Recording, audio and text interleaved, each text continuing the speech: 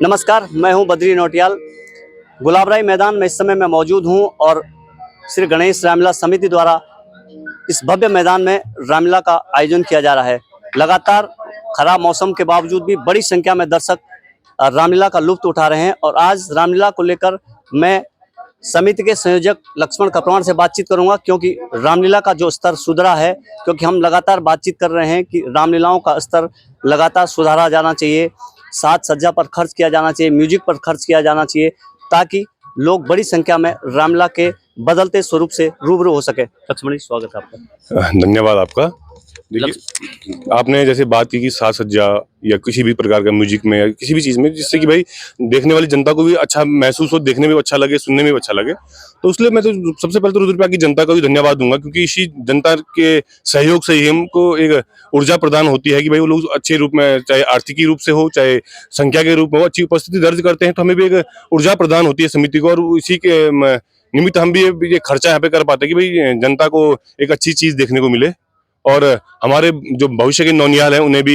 हमारे जो जिनके आचरण को हम आगे बढ़ाने का प्रयास करते हैं उन्हें भी सीखने के लिए मिले। अच्छा लक्ष्मण जी, सवाल इस चीज़ का है कि हम लगातार प्रयास कर रहे हैं कि रामलीलाओं के, लेकिन आपके अंदर थीम अलग अलग, हमने देखा इस गुलाबराय की रामलीला में जो आप अलग अलग थीम पर काम करते हैं, किस तरह से प्रेरणा आपको?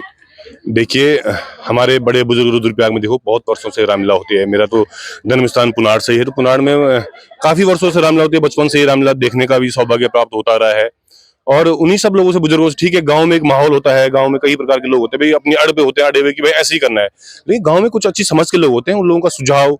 क्योंकि रुद्रप्रयाग में आप देखते हैं कि 4-5 जगह रामलीला होती हैं, कई जगह बस होता है कि क्षेत्रवाद चलता है कि हमारी दबदबा बना रहे, हमारी चलती रहे, तो उन सब से जो भी अच्छी चीजें हमें प्रदान करने, उनसे सीखने को मिलती है, उस सब का हम समझ से, चाहे कलाकारों के रूप में हो, चाहे उनकी जो भी एडवाइस होती है उनको हम यहाँ पे क्रियान्वयन करने से संबंधित हो, वो सब रुद्रप्रयाग का ही सहयोग, पूरे रुद्रप्रयाग की जनता का सहयोग है, इसलिए हो पाता है, अकेले कुछ नहीं हो पाता है। हम देख रहे थे इस बार एलईडी वॉल आपने लगाई है, तमाम जो दृश्य हैं रामलीला में, जो दृश्य होते हैं वो तमाम एलईडी के माध्यम से जो अभिनय कलाकार कर रहे हैं, रामलीला पर चार चांद लगा रहे हैं। देखिए, कलाकार अच्छे कर रहे थे तो समिति को भी हमें भाई सोचना पड़ता, भाई कलाकार जब इतना अच्छा कर रहे तो हमें उन्हें अच्छा म्यूजिक, उन्हें अच्छा एक बैकग्राउंड मिले, ताकि उन्हें भी एक ऊर्जा प्रदान हो, अपनी जो 100% जो एफर्ट है उसको उसको दोगुना करके लगाएं, तो वही सब आपके सामने प्रदर्शित हो रहा है। कितने दिन रामलीला अभी शेष है और क्या आप अपील करना चाहेंगे लोगों? देखिए, अभी तो आज शूर्पणखा लीला का यहाँ पे मंचन होना है, अभी तो लीला आदि ही है, और 4 तारीख यहाँ पे, क्योंकि एक दिन बारिश से ड्रॉप हो चुका है, तो एक एक दिन हम बैक जाएंगे, तो हमारा 3 तारीख राजतिलक हो रहा था, 4 तारीख को राजतिलक होगा। तो मेरा यही जनता से अपील है कि आप अच्छी सी संख्या में यहाँ पे आएं, अपनी उपस्थिति दर्ज करें, और भगवान मर्यादा पुरुषोत्तम श्री रामचंद्र की लीला का यहाँ पे रसपान करें, और कुछ सीख के जाएं। समाज को हमारी बहुत जरूरत है,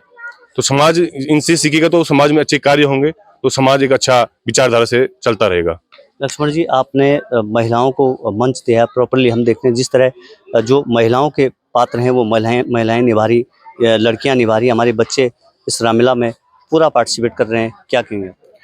ये पहले से ही दिमाग में था कि दोपहर में रामलीला हो रही, तो महिलाओं का अगर किरदार महिलाएं निभाएं तो बहुत अच्छा रहेगा। उससे होगा क्या कि एक तो समिति के लिए जो हमें मतलब होता है, पहले हम पुरुषों को महिला करना होता, एक तो उनके साज सज्जा में बहुत समय लगता था, व्यवस्थाएं करनी होती थी। महिलाओं के साथ सबसे बड़ी तो ये समस्या हमारी खत्म होगी, उनको तैयार करना है, वो सब एक तो वेशभूषा अपनी बहुत बेहतर अपने परिधान में आती है। नंबर 2 ये होता है कि मेरा ये था कि हमारी ग्रामीण परिवेश है, हमारा रुद्रप्रयाग है, तो महिलाओं को मंच नहीं है। बालिकाओं को तो विद्यालय में पढ़ रहे हैं, उनके लिए तो मंच रहता है, लेकिन महिलाओं को मंच नहीं है। उन महिलाओं के लिए एक मंच प्रदान हो, उनके अंदर जो प्रतिभा है वो एक मंच के माध्यम से जनता के सामने प्रदर्शित हो, बस इसी उद्देश्य से हम आगे इस कार्य को कर रहे हैं। शुरुआती साल में आपको रामलीला कराने में काफ़ी मुश्किलें होंगी, लेकिन आज समय काफ़ी हो गया, करीब 7-8 साल रामलीला हो गए हैं। किस तरह का बदलाव और किस तरह का लोगों का सहयोग आपको मिला? देखिए, जब मैंने एक रामलीला का यहाँ पे संकल्प लिया था, तो यही सोच लिया था कि रुद्रप्रयाग में मोहल्ले मोहल्ले में रामलीला हो रही थी, ठीक है वो भी हो रही, अच्छी बात है, लेकिन वहां से निकल जो अच्छे अच्छे कलाकार हैं उनको एक सामूहिक मंच मिले, तो उसके निमित्त ही कार्य किया। 2018 से ही शुरू हुई थी। शुरुआती साल में तो बहुत अच्छा रिस्पांस नहीं कहूंगा मैं रहा था, लेकिन ठीक था भाई, किसी अगर नए कार्य को एक बड़े संकल्प से करना है तो